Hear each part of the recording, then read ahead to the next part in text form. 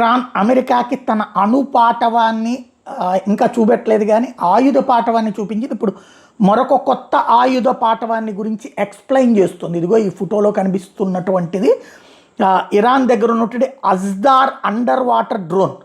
ఇది అమెరికాకి చుక్కలు చూపెడుతుంది, భయమేంటో పరిచయం చేస్తుంది అని ఇరాన్ ఇప్పుడు ఎక్స్ప్లెయిన్ చేస్తుంది.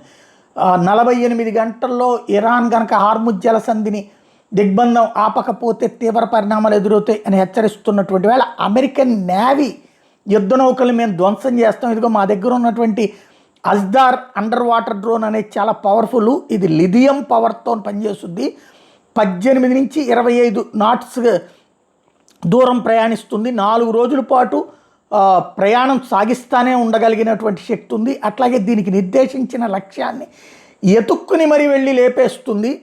అమెరికన్ నేవీకి సంబంధించినటువంటి యుద్ధ నౌకలు కనుక హార్ముజ్ జలసంధి దగ్గరకు వస్తే వీటితో పేల్చేస్తామన్నటువంటి వార్నింగ్ ఇప్పుడు ఇరాన్ అమెరికాకి ఇస్తోంది.